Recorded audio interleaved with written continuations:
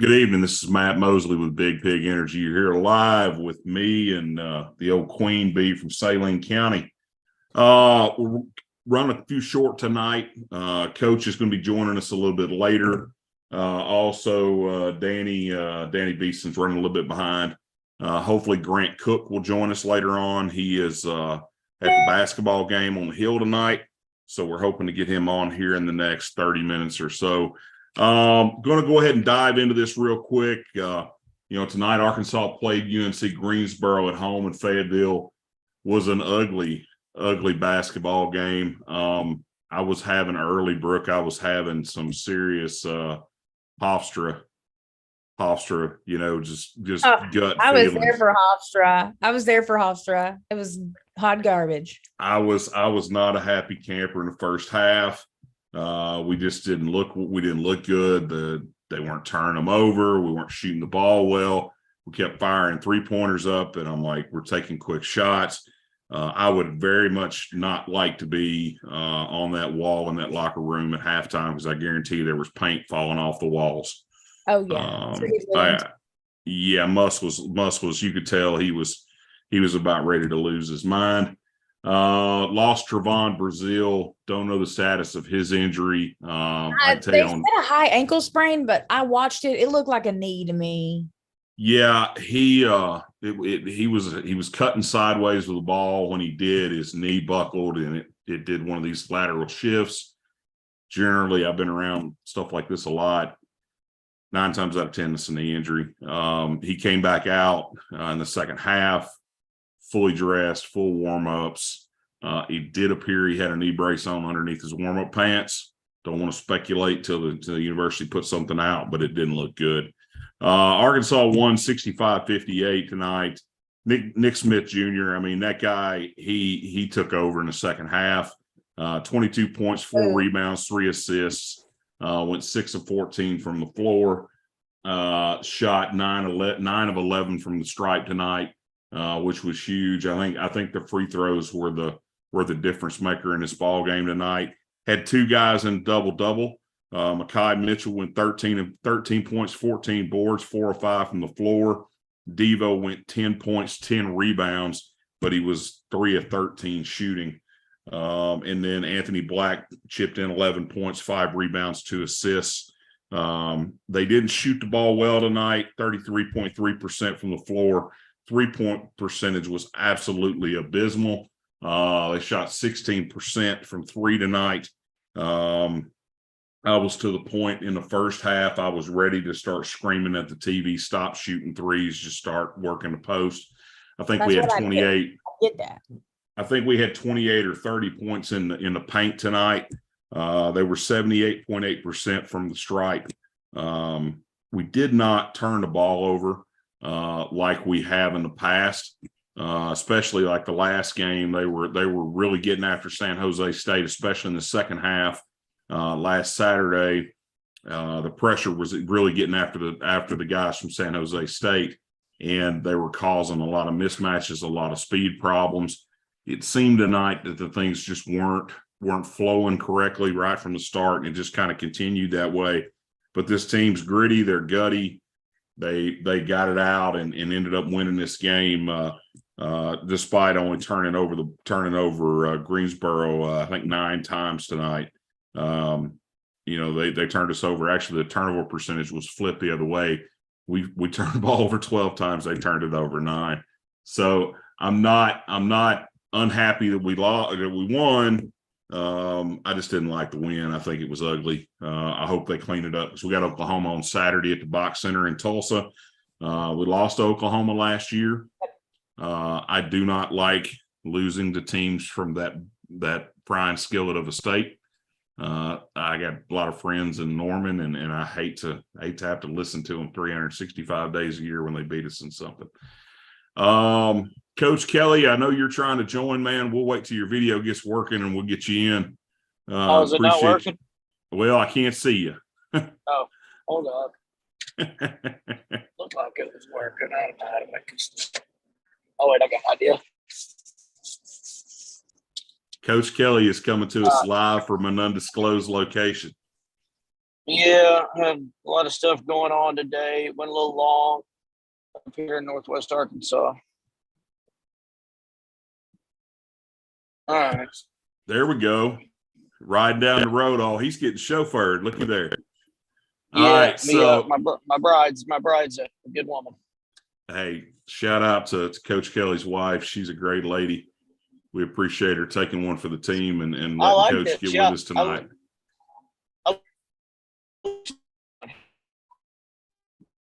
Yeah, Coach, I didn't hear about a third of that. You locked up and froze up. Oh, I said I look a little spooky on here.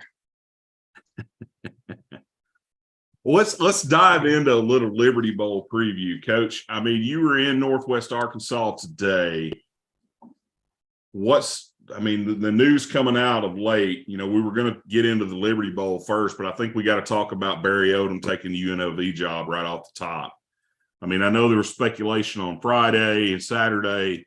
He was looking at Tulsa. It was released today that he, in fact, took the job with UNLV, and I believe he was announced. He was flown out there today, and I think they're going to have a press conference tomorrow. Him and his family are out in Las Vegas. Congratulations to him for getting another head coaching position. But what does that mean for the Razorbacks moving forward? I mean, I know there's some names getting thrown around. If you read the internet boards, you read what's on Twitter. I'm hearing Jim Leonard. I'm hearing Derek Mason. Even Trey Scott at Georgia, the defensive line coach. Georgia's name has surfaced a little bit this evening.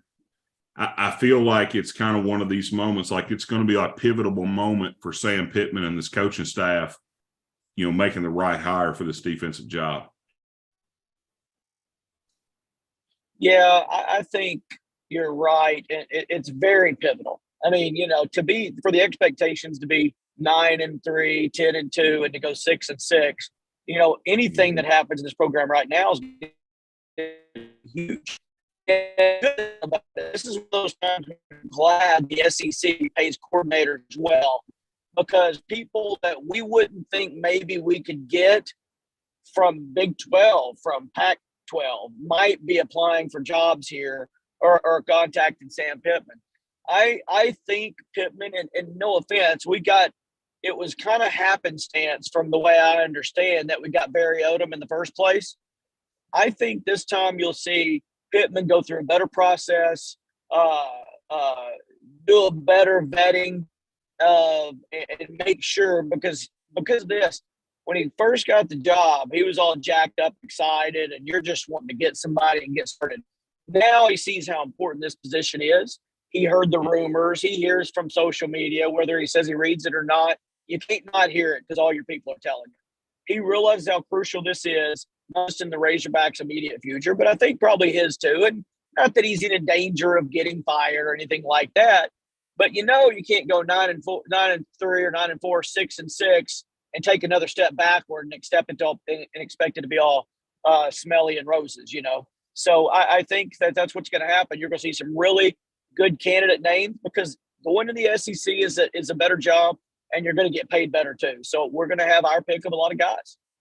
100%. One name that just keeps popping up for me, Coach, and that I've got firsthand knowledge that there's some interest is of course Jim Leonard, the defensive coordinator at Wisconsin. Most recently was the interim head coach. Very, very interesting name getting floated about this job. And you never know with these kind of things if there's really smoke there or if it's just somebody dropping a name to see what kind of attention it'll get. But that's one guy that I think would bring a level of excitement on the defensive side of the football, not only just what way he is on the sideline, his demeanor during the game, but the kind of defense that he runs. That he runs that similar Dave Aranda style defense that was so successful at Wisconsin previously and then on at LSU. And up until this year had been successful at Baylor. And I think it would fit the talent that we've already got on campus without having to do like a major, defensive overhaul in year 4 of Sam Pittman's coaching tenure. Yeah, and I hope you're right. I hope Sam looks and goes, okay, what kind of defense do we have now? Yeah, and I know we played some 3 down, drop 8, and played some 4 down and whatever. This is the year he needs to hire somebody that adheres to whatever philosophy he wants to be. Go out and get that guy. Jim Leonard, I think, fits that. I like the fact, and I know they weren't as good this year, but man, if your offense isn't going good, your defense doesn't look as good because they're out there longer and all that, shorter fields, all that. But I say all that to say I like a guy that's been at Wisconsin, because your athletes at Wisconsin are not nearly as good of athletes as you're going to have at Arkansas or in the SEC. And that's a good thing to me, because that means if you can do something at a Baylor, who's not going to have the same kind of athletes, and you're not going to, and you can just, I thought he did decent at Wisconsin with lesser athletes. Then in your system, how well when you've got some guys that can go a little bit. And I think that's advantageous to Arkansas to get somebody not necessarily from LSU this year that's used to seeing freak shows, or Alabama. I don't want Alabama's DC, because he's got Alabama players. And when he gets here and looks at some of our guys, he's going to be like, wait a minute, I've had a way better than that. So I want him to have coached a little lesser player and be happy with what we've got and know I can do even more with this guy. Well, I was reading around, on Leonard a little bit, and he's big on this thing. It's a breeze path to spread offenses, and the way that the offenses in the SECs are run today, he likes to use a tight front, which is kind of that Aranda Wilcox style of defensive front. And he's got this one that's called a peso package on 3rd down, where he's got, his corners out wide. He's got his safety setting back. He's got his base safety setting up close, maybe 7-8 yards off the ball. And he's got that nickel sitting right on the back end of the defensive end. And the numbers that I was looking at the last couple of years, because it really is a base 3-4, but it looks like a 4-2. And when you're on the offensive side looking at it, I really like the way they're able to use the linebackers and the nickel back to use these guys for blitzers during the game, because it creates a lot of mismatches with the defensive end or with the offensive tackles, because they're coming off the edges and these guys are smaller and a little bit faster, and we see some mismatches. So it's just exciting to kind of look at what some of these guys will do. I really hope we know, and I feel like we will, with the Liberty Bowl coming up on the 28th. We got bowl practice starting, I think, later this week. First part of next week, getting ready to go to Memphis. I feel like they need to get this defensive coordinator thing done quickly. I don't think it's going to drag out for weeks on end. I feel like that the things that I'm hearing, it's going to happen pretty fast.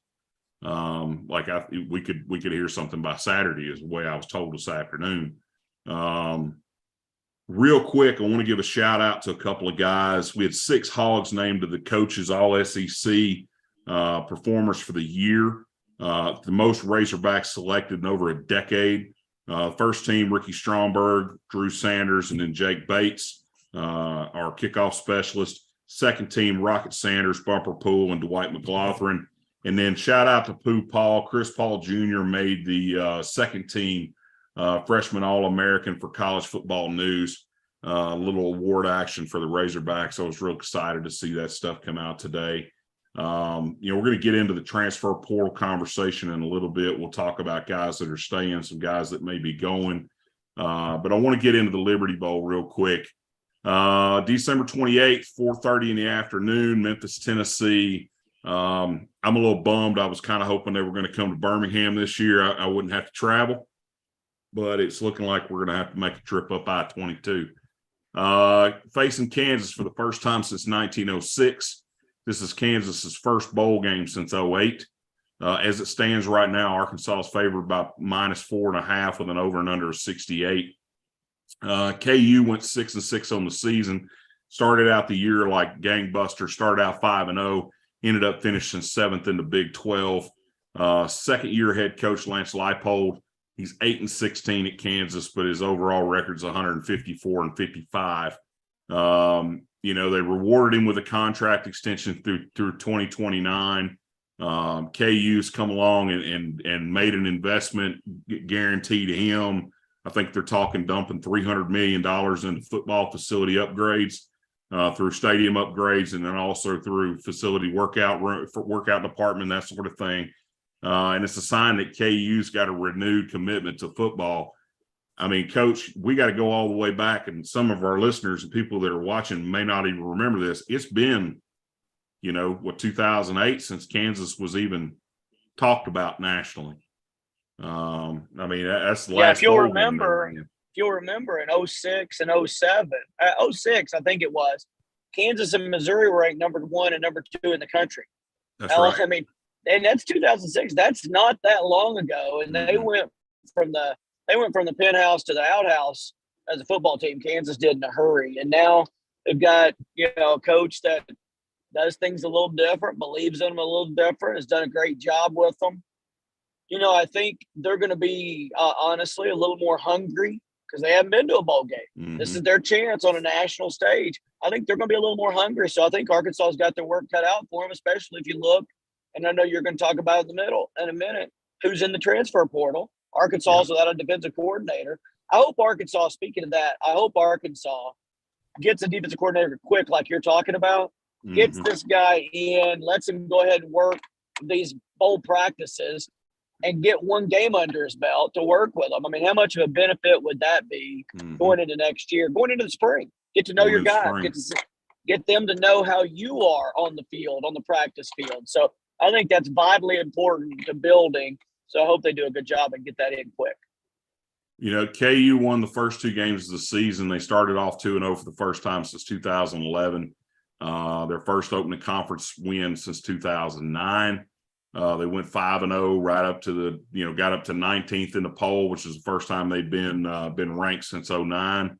And then they lost 3 straight: TCU, OU, and Baylor. Picked up an upset win against Oklahoma State at home, but turned around and lost their last 3 games against Texas Tech, Texas, and Kansas State, and it was pretty lopsided. I was looking at kind of, and I sent you guys the notes, but I was looking at, where does Arkansas have an advantage over Kansas today? If we had to play this game tonight with the guys we've got, where would we have an advantage? I think it's going to be running the football.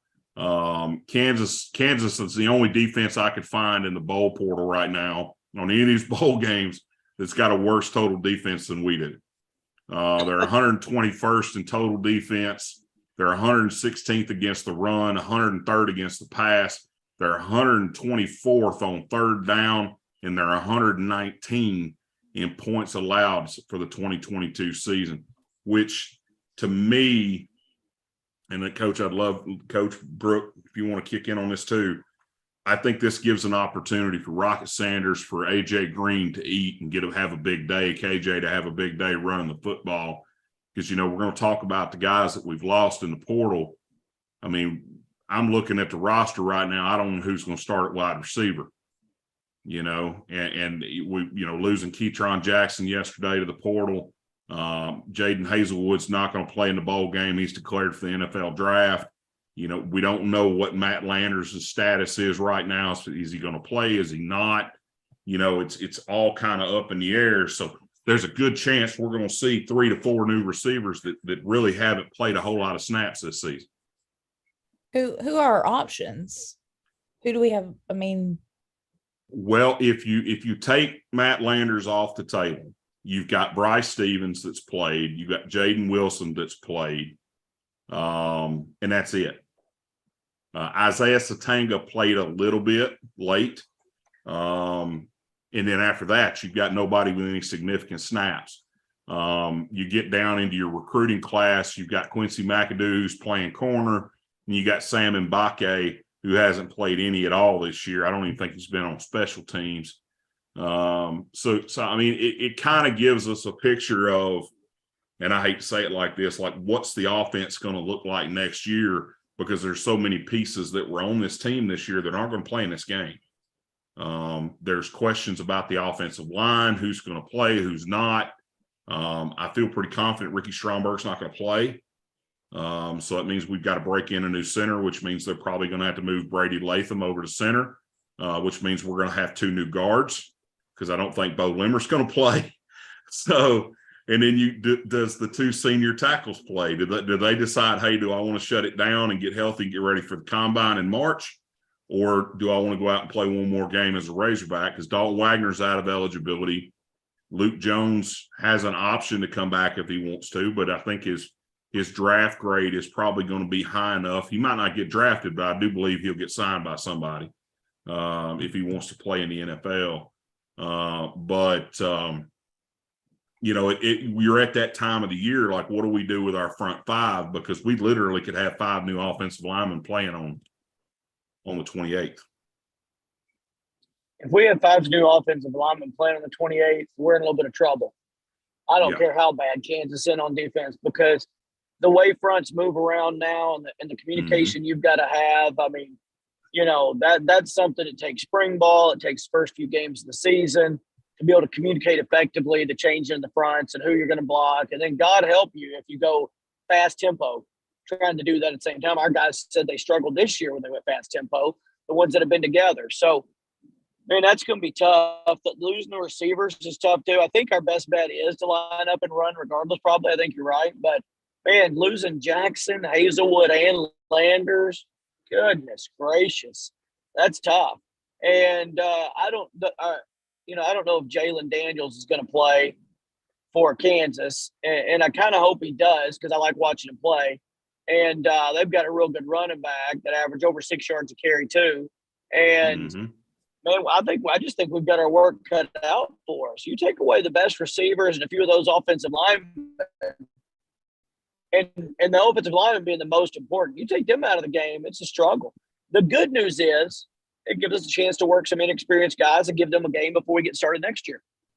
And I think, Coach, that's the key right there, is it's going to give some of these freshman offensive linemen that hadn't really played, Iman Harris, and Marion Harris and Robinson and Patrick Kudus and some of these other guys that are going to play next year, get them some snaps, give them some reps in a live game.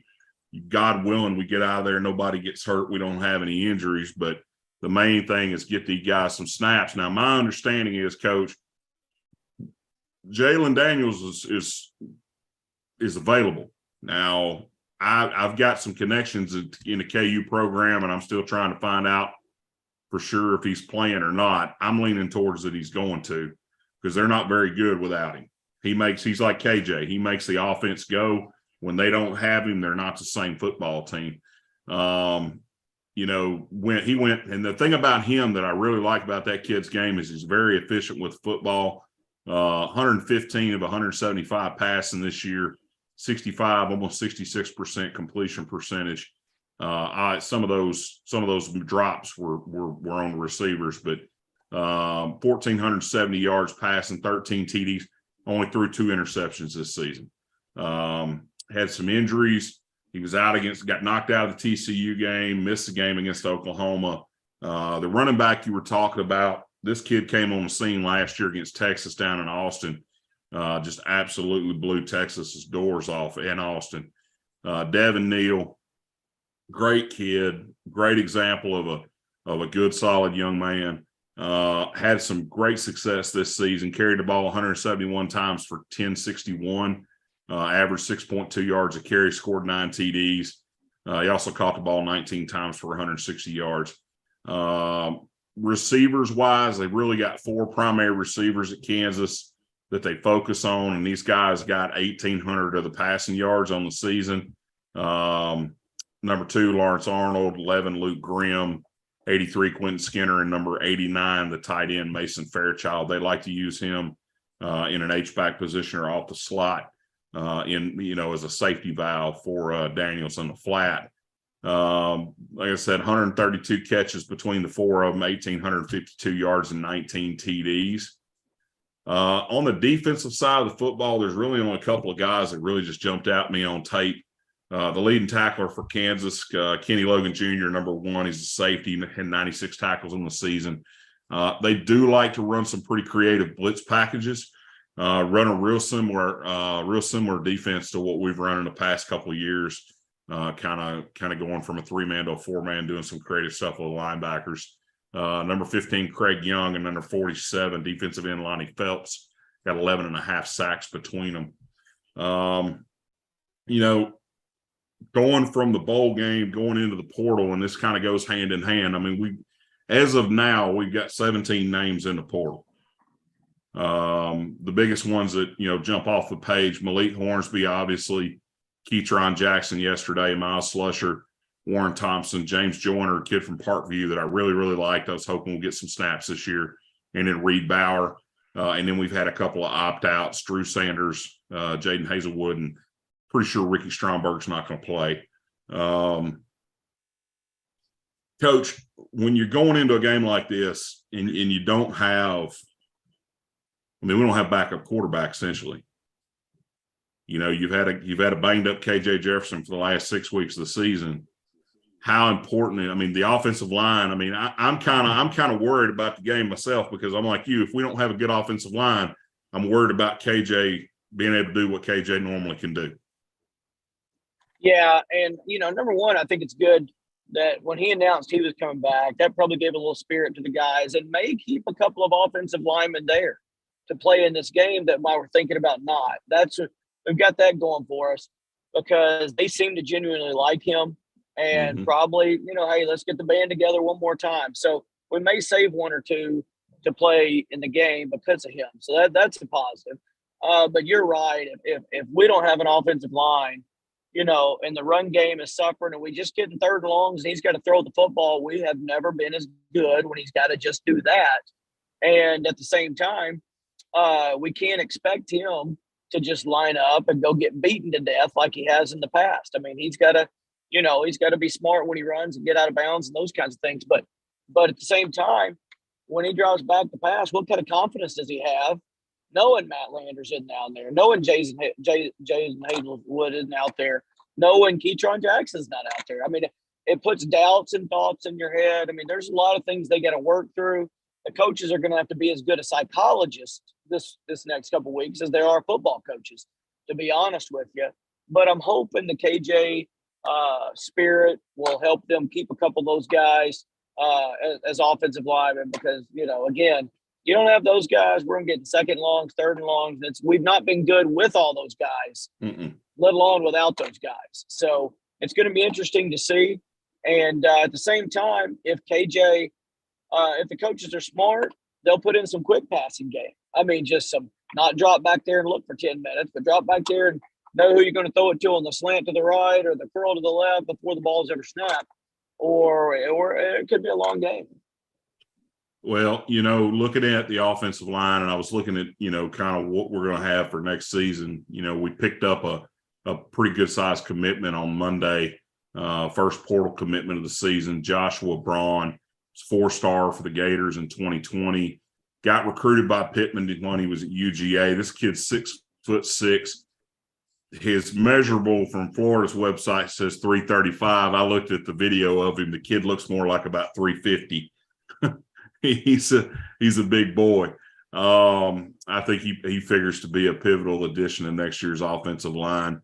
We also, you know, do know that Jacoby Criswell, the standout quarterback from Morrilton High School via UNC, is going to be on campus this weekend. Crystal Ball for 24/7's got him committing to the Hogs on Saturday. I've talked to some folks in Morrilton that have told me that they feel pretty confident he's going to commit. He wants to come home and play for the Razorbacks after KJ goes on to the NFL. Or I didn't even think about it. I talked to his football coach today in high school, Cody McNabb, and I didn't even think to ask him if he was going to. I'm a big Jacoby Criswell fan because I think, and I don't want people to get mad at me. We played him in the semifinals, and I'm rarely impressed with the kid in high school at quarterback because they just got so much work they've got to do with their feet and their arm and their reading and progressions and all that. But I was a Kobe Criswell fan then, and I think he can be a very polished KJ Jefferson. And he's faster than KJ. He's not as big, but I'm going to tell you, the kid's got a bigger arm, a more accurate arm right now, and he's faster. He's just not as big. So, man, I think that would be a big get for the Hogs. I really do. I'm with you, Coach. I mean, I watched him play live several times at Morrilton, and I can tell you the kid's got a live arm, and he's got good touch in close. Like the one thing about him is mechanically speaking, he's got it. Like just naturally got the ability to throw the football. There's not a whole lot you got to do with him mechanically with his feet, with his upper body, with the way he turns his hips. He doesn't lift his back foot when he throws a deep ball. I mean, he does all the things correctly. I think it's just a matter of him getting in there and learning the offense and doing what he needs to be a part of the team. Well, I don't think that'll be a problem because North Carolina has a much more complex offense than Arkansas did. And by all accounts, I heard he was doing fine there. They just had a dude, in front of him. And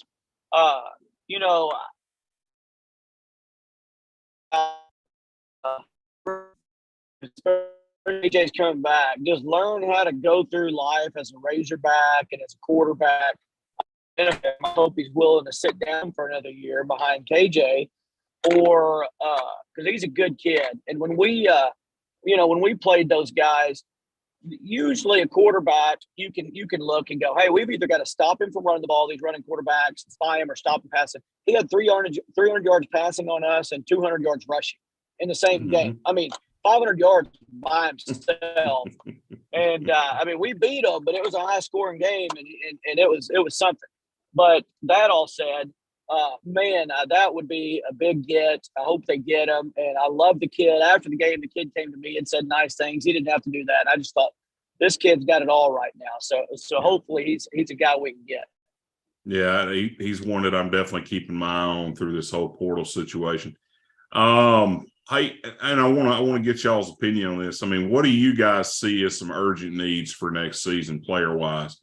I mean, I looked today, I think there's 1,300 players, 1,400 players in the portal. We got 23 commitments in the class coming in for the freshman class of this year, most of whom I think are going to sign in December. A good chunk of them are going to show up on campus in January, I believe. But what are some positions, Brooke, that you think we're going to need next year? Yes. Yes. All of them. Yeah. I mean, by the way, for those of you who don't know me, baseball person. I really don't know. We're not going to replace Drew Sanders. Apples to apples. It would be nice to get close. And I think with us having a new defense, I think it's going to be imperative to have guys who can tackle. That arm tackle crap wears me out. And I mean, obviously, you said we're going to be looking at a new offensive line. So yeah, you're talking about playing 5 new ones in 2 weeks or whatever. Yeah, we got to replace all those people for next year. And it'll be good to have a backup quarterback. That situation was sketch all year. I mean, we never had a definitive backup. And, that was my beef. I don't expect the guy to come in and play every game, but we didn't have a definitive backup. And then when it came time to need a backup, we had 2 of them, and we remember how that went. Well, and to your point, my concern with the backup quarterback is how much development time's being put into the backups.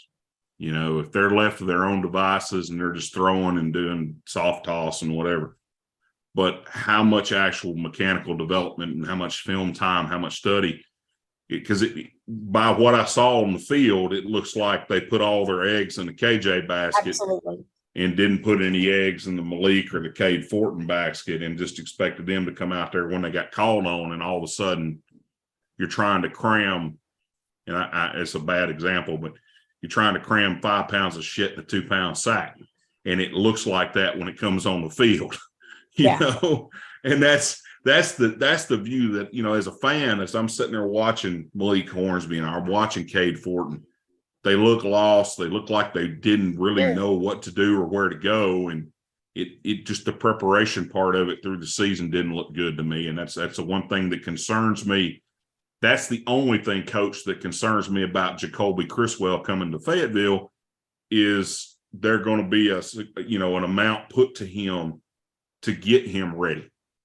Because, Yeah. KJ had Felipe Franks to kind of guide him and help him a little bit. It didn't seem like that the reciprocated thing was going on with the guys that were behind KJ the last 2 years. Well, I'm still a little disappointed in KJ's development as a quarterback. Yeah.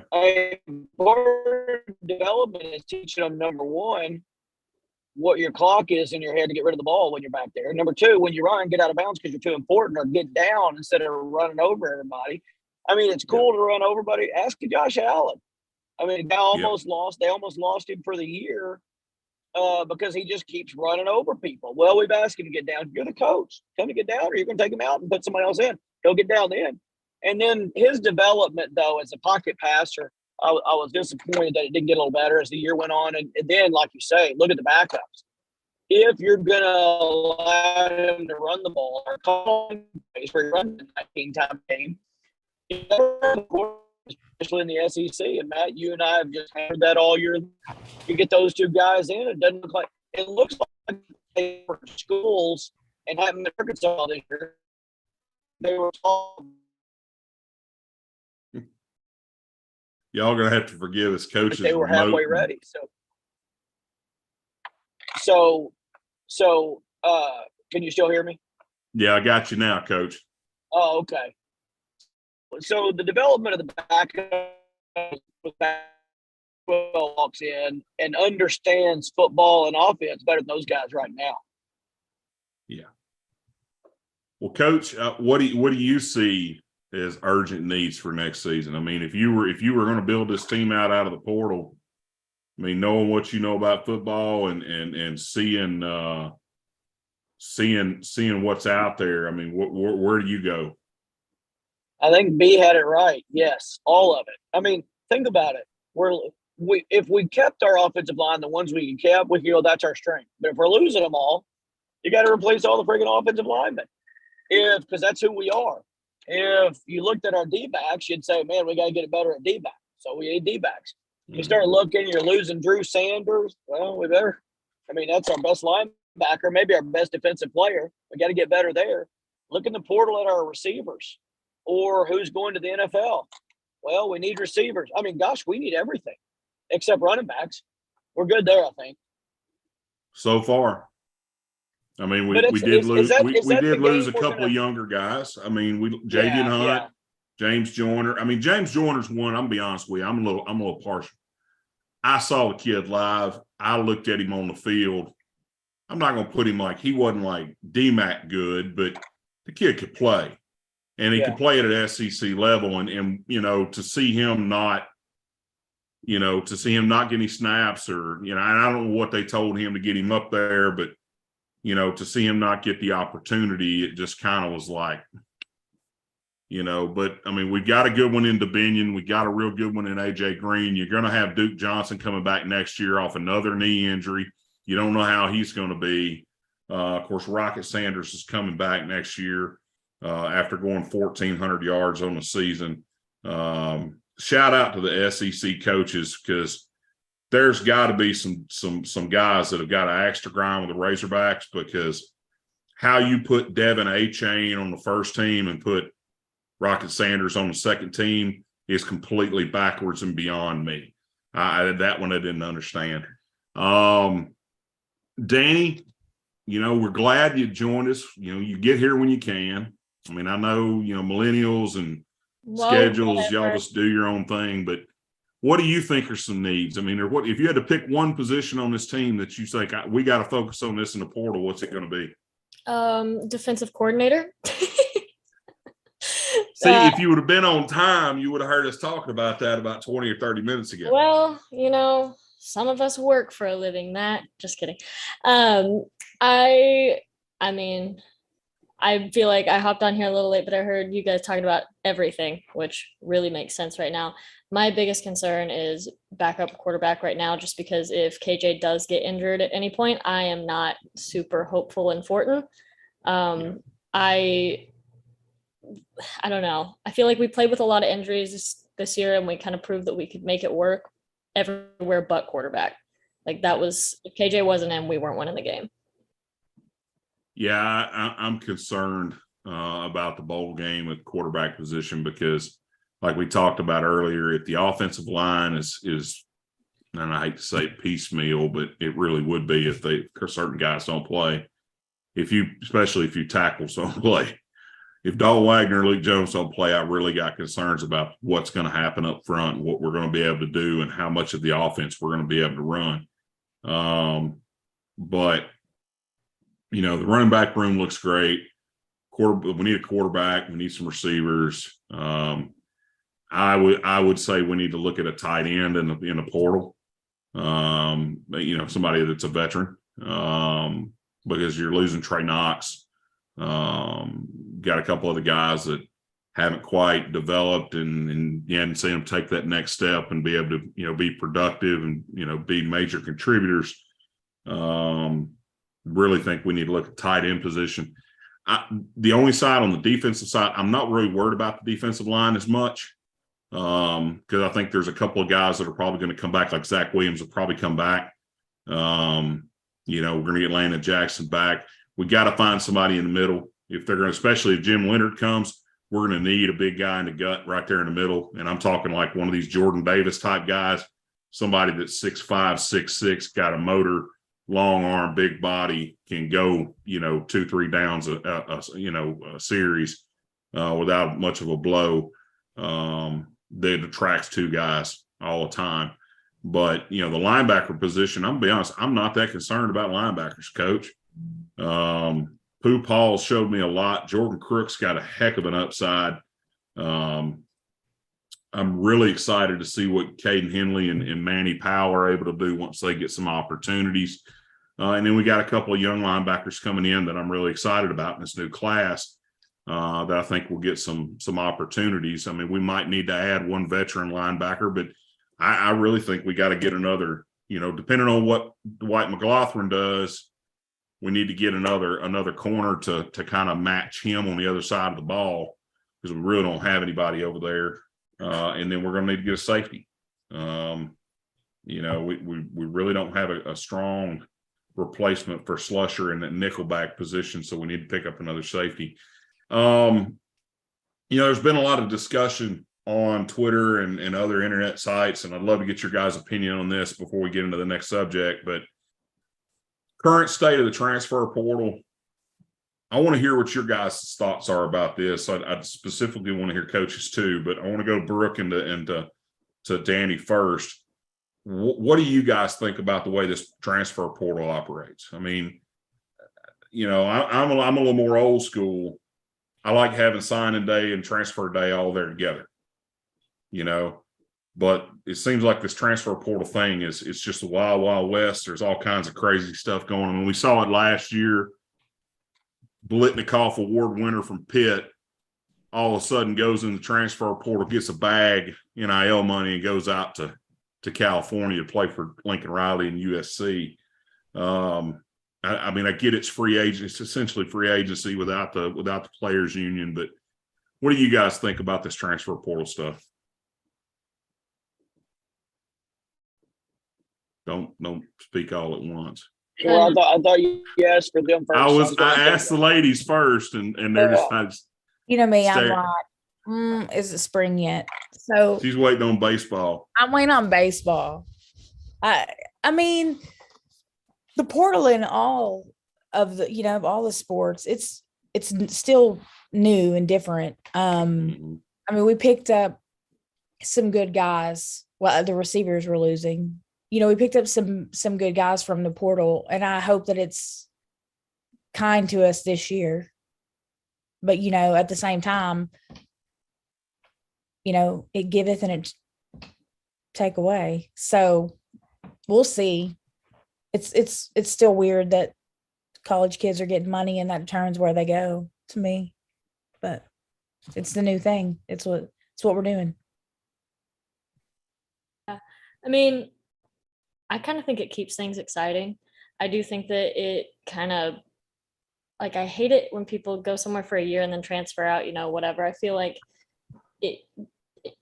there should be some more strict rules around it overall.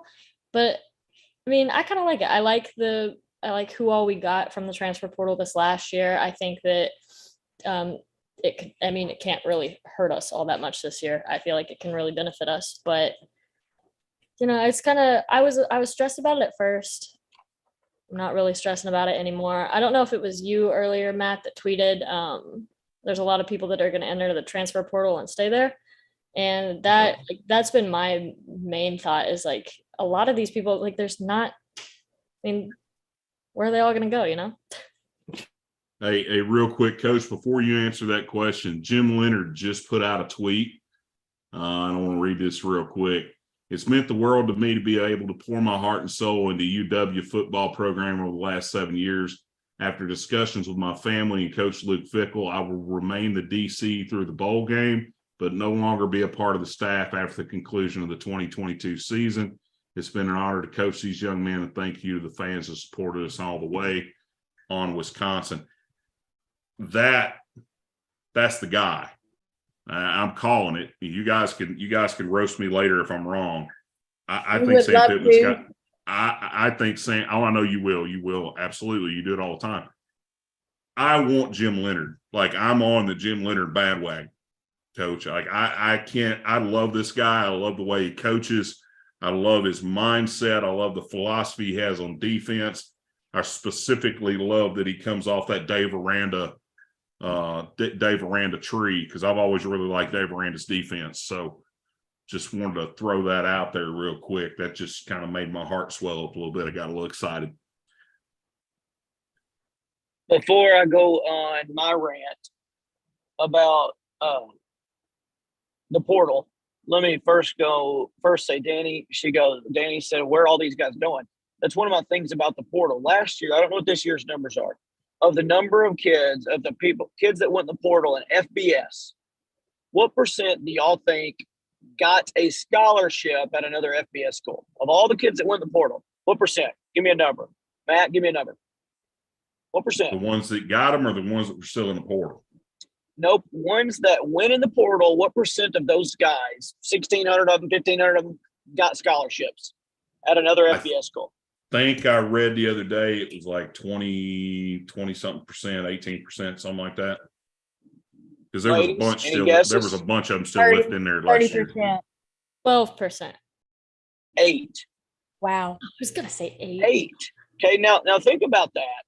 That means a bunch of these kids are going in, and once you go in, your coach doesn't take you back, and I don't blame him. And I've given my example many times. I'd be like saying, honey, I'm gonna go in the marriage portal. If I find somebody better, we'll see. And if I don't, I'm gonna come back. She's not letting me come back, and I don't blame her. I wouldn't either. So the coaches have rules. You're not coming back. So one of my complaints about this thing is they go in the portal because they see that Caleb Williams goes to the portal and gets picked up here, or the Blitnikoff Award winner goes to the portal, he gets picked up here, because that's what's reported on ESPN. They're not reporting the 97 Jeff Smiths that go in the portal and don't get picked up. And they just think if you go in the portal, you're getting a scholarship somewhere else. And they're left floundering with no scholarship. And a lot of them, that's the end of their school career. That's the end of their college career, not just football, but college. I despise that. Number two, I despise the fact that we're teaching kids that there's no such thing as commitment. Football is supposed to teach life lessons. That's right. Yeah, go here. If you don't like it, go there. Well, go get that wife. If you don't like it, move on to another one. Go get that job. If you don't like it in 6 months, go get to another one. Life doesn't work that way. You got to go somewhere and earn your way, earn your respect, earn your time. We're not making anybody earn anything, because they go, and if they're not going to play immediately, they don't try to earn it, earn the coach's favor, learn what they need to. They want to go play on their name, so they're going to transfer to the next school and hope that guy does promise them something that they have to do. It drives me insane, and we are doing it to the kids. The NCAA is doing it to the players. And thirdly, it is look at the guys in our state who we just revere.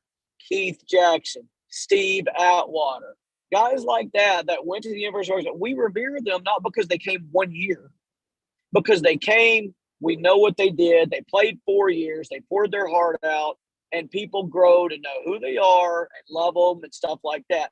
And those are the legends of Arkansas. I don't know how we're ever adding anybody in that stadium to the Hall of Fame anymore, because nobody goes and plays 4 years.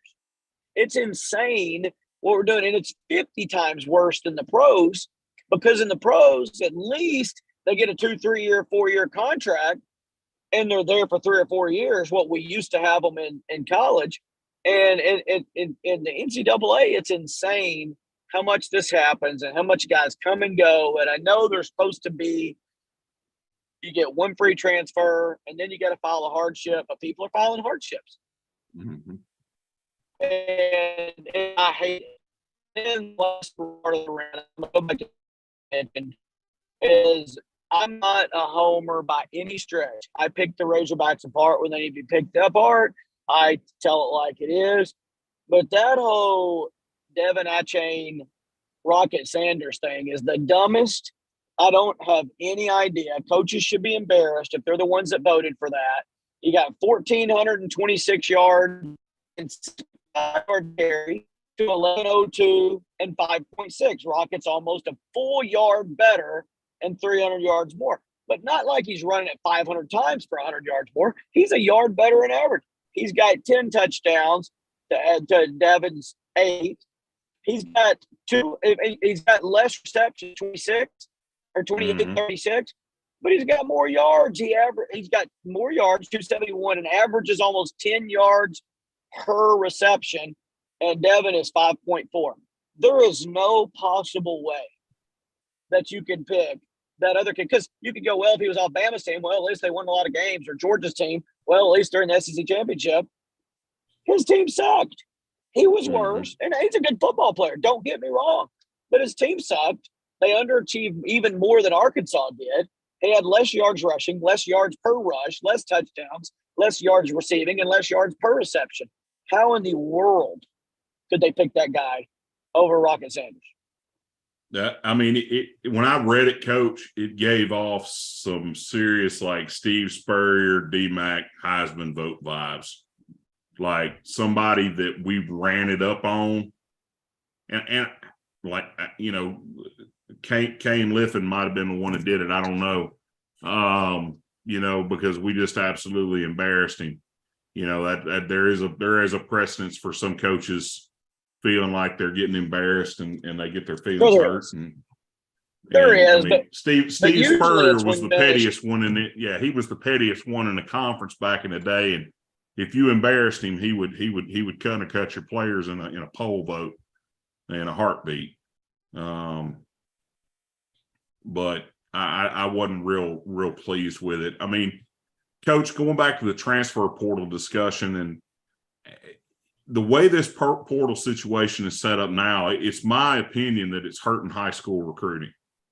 I mean, you being an ex-high school coach, what's your feedback as far as the relation of the high school player to what's going on with the portal situation? Because it seems like teams that are behind the 8 ball, like in Arkansas, that are needing these vetted players to get ahead year in and year out, it's hurting the development of these young players, and we're seeing them leave in droves, 14, 18 at a time every year.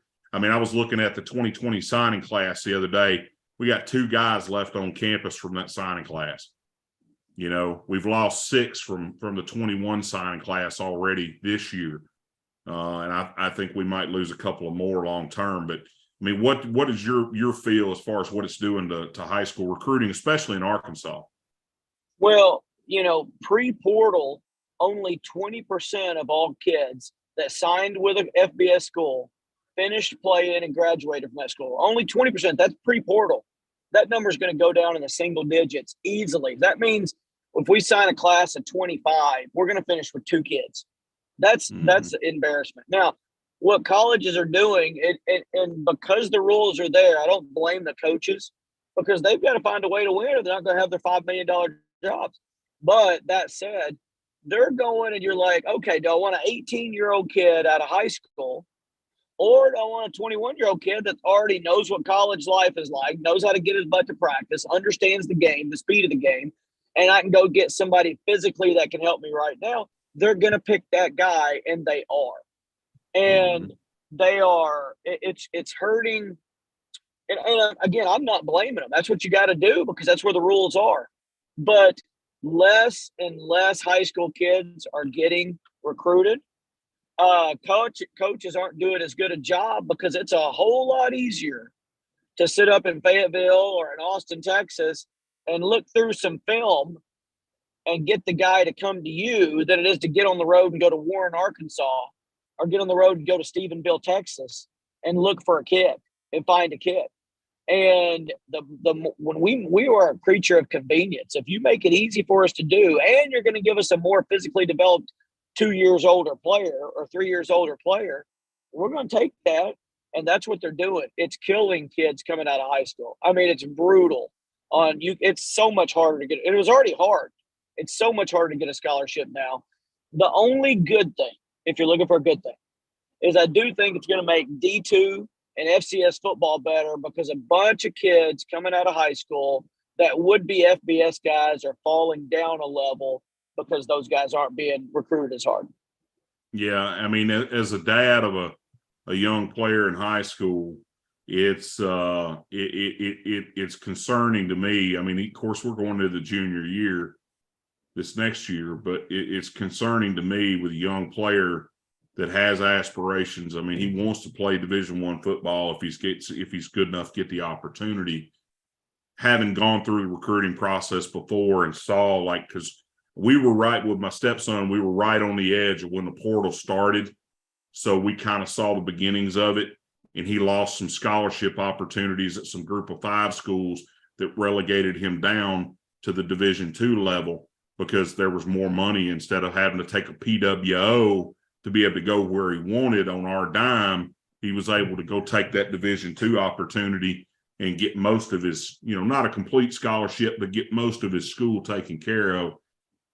So, I mean, and I tell players all the time, Coach, that, scholarship's a scholarship. I don't give a flip which level of football it's at. If it's Division III, Division V, whatever it is, Division I, you get the scholarship, you go where they love you and where they're going to treat you right. And that's, as much as I would love to see my kid run out of the A, we're going to send him where he's treated right and gets the best opportunity. So, want to move in, we're going to go ahead and get in. We're going to do one last pick 'em on the year. Because we missed the last couple of weeks.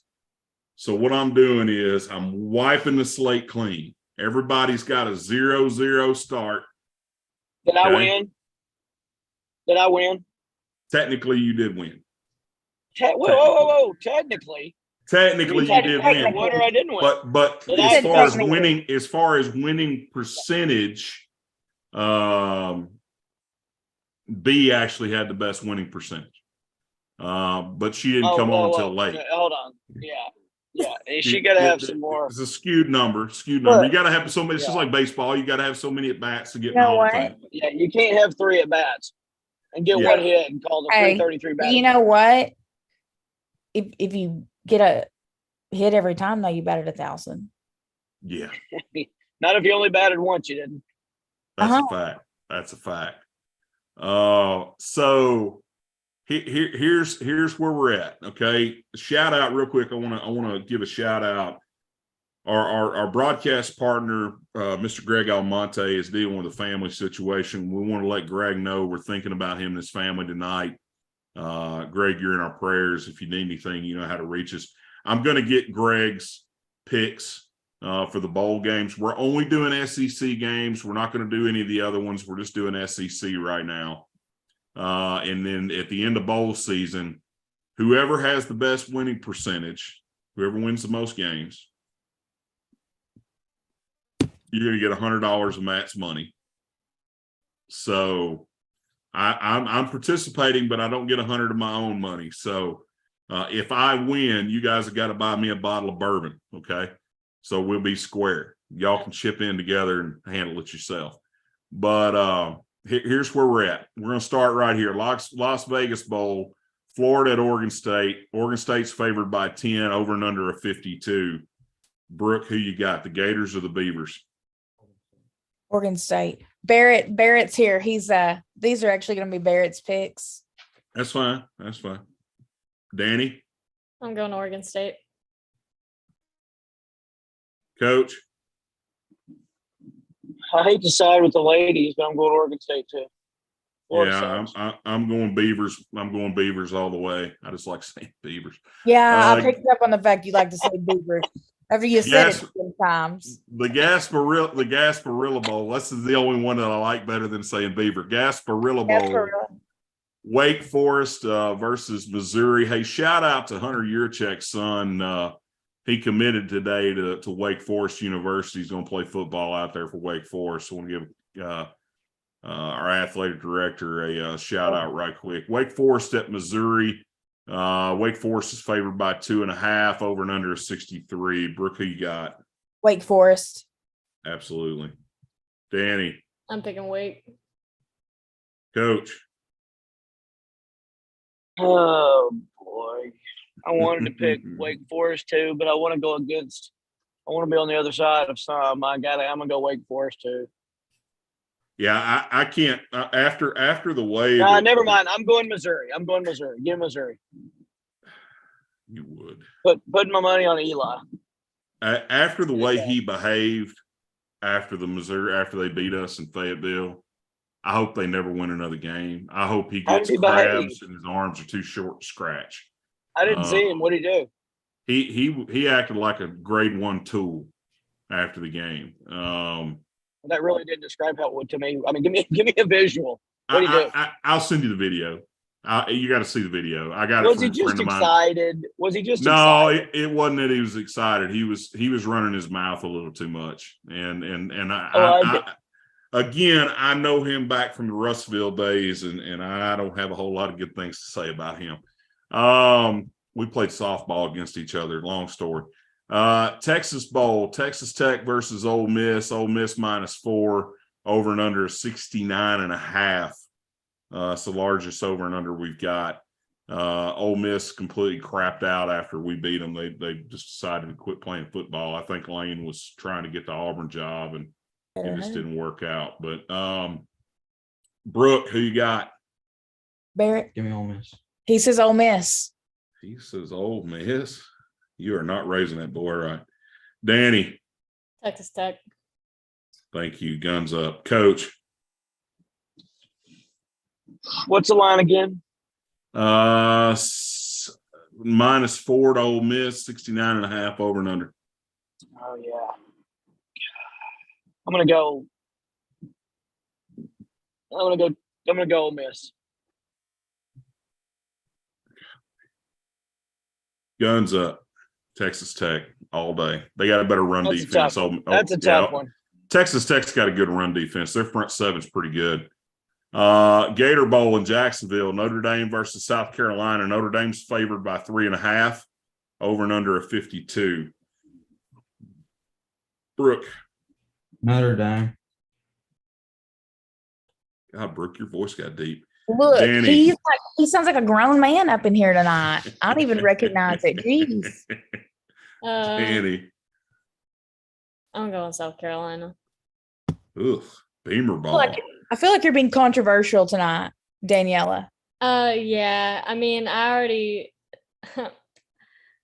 I can't even censor myself on that one. I didn't do well regular season, so I'm this clean slate. I'm just gonna screw that one up too.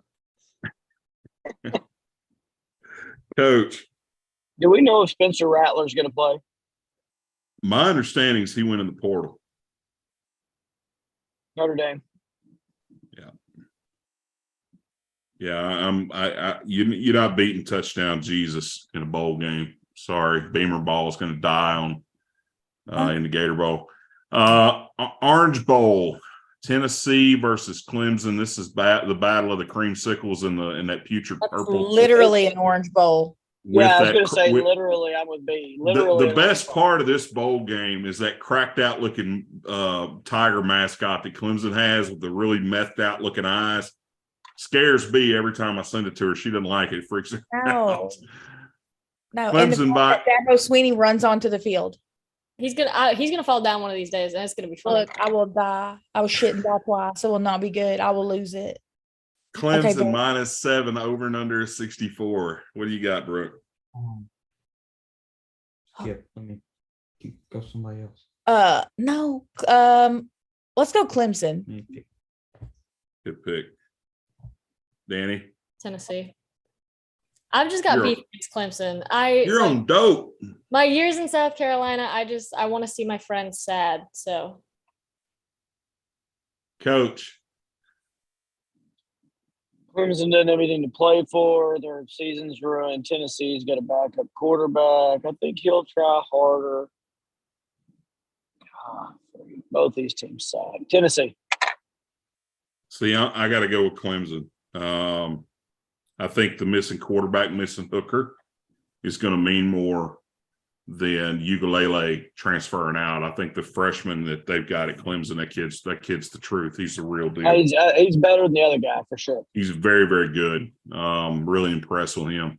Shout out AB Adam Benton, our resident Alabama fan. Sugar Bowl, Alabama versus Kansas State, New Orleans.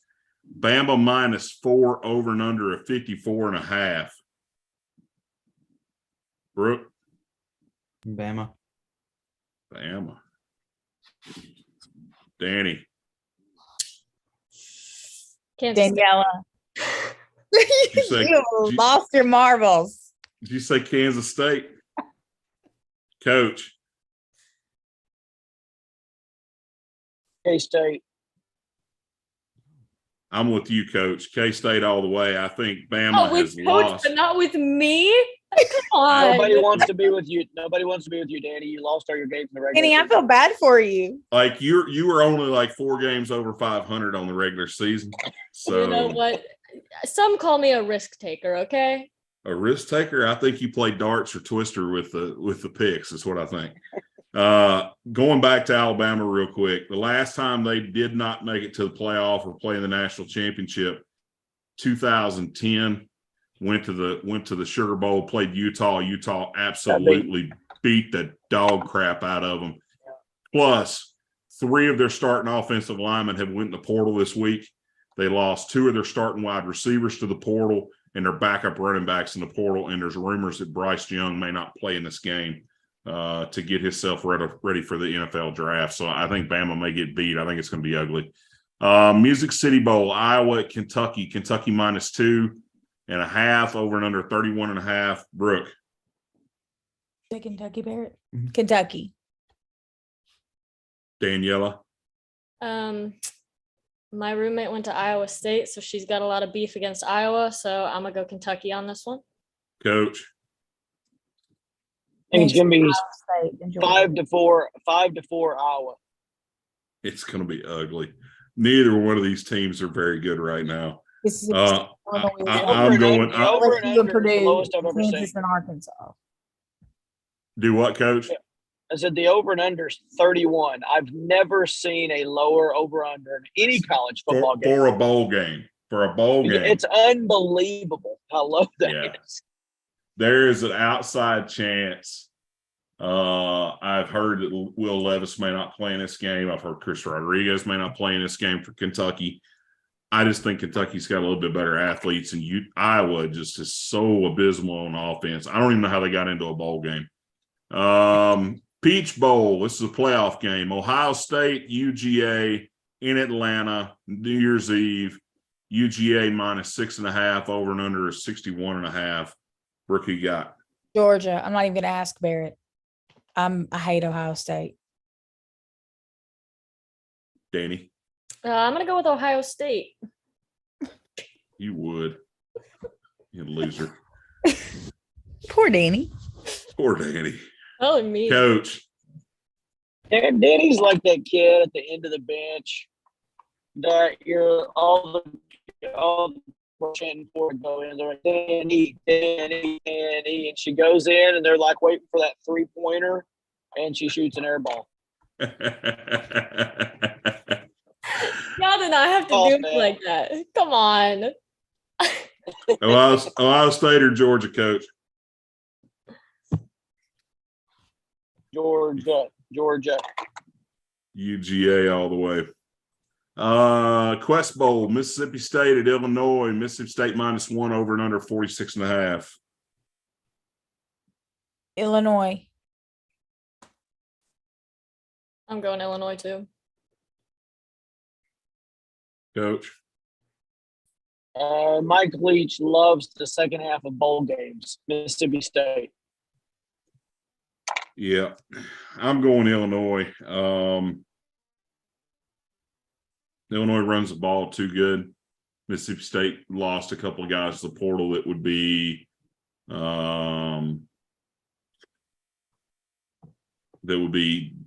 yeah, I just think Illinois is going to run the ball all over them. I don't think Mississippi State's going to be able to stop them. Citrus Bowl, LSU versus Purdue, LSU -8, over and under 58. Rookie. LSU. My friend that went to the bowl game with me last year, he went to Purdue, so I'm gonna support him this year. I'm gonna pick Purdue in this one. You bet on football like my mom used to bet on horses. Oh, this is Did why you- I don't put money on it. Mm-mm. Did you really just pick Purdue, or did I have a stroke or Yeah, something? no, I picked Purdue. That'll Like, really did you watch the Big Ten championship at all? Like, did you turn the TV Yeah, on? or- no, I don't think they're gonna win. This is just simply to support Nick. I want you to Coach. send me. Can you email me Danny's picks? I'm going to bet against them all. Yeah, absolutely. I'll send them to you. Pick some of them. I think we're going to get rich. LSU. I'm with Coach. I think LSU is going to stroke Yeah. Purdue. You It's are not with even gonna me? be- This is sexism. Right? Come on. Yeah. All right, the game Yeah. that everybody that's watching this shambles of a program ain't gonna watch it later. The only game they care about: Liberty Bowl, Memphis, Tennessee, December 28th, 4:30 kickoff. The last time my memory, last Liberty Bowl I was at was in 2010, and I like to froze to death. It was god awful cold. If you're going to the game, make sure you wear plenty of warm clothes and bring all the Kevlar, because Memphis is dangerous, yo. Hogs -4.5, over and under 68. I fully expect this line to move before game day. But give me your pick and a score, Oh, Brooke. Barrett, Arkansas 45-6. you're so dumb. We're not doing that. She say No. 45-6. He's absolutely on drugs. He's got a drug test as soon as I sign off. He's a bad homer. Bad. Arkansas, I don't have a score. Can you be realistic? 28-21. 28-21. I don't think that's a move either, but that's Danny? fair. Yeah, I told my friends that they'd have to pay me to go to a bowl game in Memphis. I'm gonna pick Kansas Wow. 27-14. Coach. Kansas 37-30. The offenses are bad, but the defenses are atrocious. Yeah. I too myself, unfortunately, I've got a couple of kids. I actually mentor Devin Neal and one of the defensive linemen, a kid named Demarion Alexander from Kansas. They've been talking mad trash to me since Sunday. I really think this is going to be more about what Kansas brings to the table than what Arkansas is not going to have. I think Kansas is going to win this game, and I think they may win it handily. I'm going 38-24 Kansas. And I don't think it's going to be close. I think Kansas is going to jump all over us, and there's not going to be a thing we can do about it. Just kind of my gut feeling right now. All right, guys, that is our SEC bowl pick'em. I'm going to post these on Twitter later on tonight. I'll also put the picks out there so everybody keeps everybody accountable. We'll get Greg's picks later on and get Grant's as well. Come back to us next week. We're gonna talk basketball. We're gonna talk about the Oklahoma game next Tuesday night. We'll have a breakdown of the Oklahoma basketball game. We're also gonna keep talking transfer portal. Signing day is coming up next week, so we'll have a signing day, I think, next Tuesday. So the early signing period is next week. So I know Coach Pittman's on the road. I think he was in Alabama yesterday, visiting with TJ Metcalf, Dallas Young, and Davion Dozier here in Birmingham. He's in Georgia tonight. They're going around closing some deals, making sure these freshmen, get them signed, get them on campus next year. But get back with us next Tuesday. Appreciate you joining us, Brooke, Danny. Thank you, Coach. Thank you, Coach Kelly's wife. Thank you so much for putting up with our shenanigans and our BS tonight and chauffeuring your husband around. You're a better woman than you're better too than I would Better be. woman than you are? Better woman than Matt. That's what I was trying to say. There you go. Probably. Guys, I appreciate it.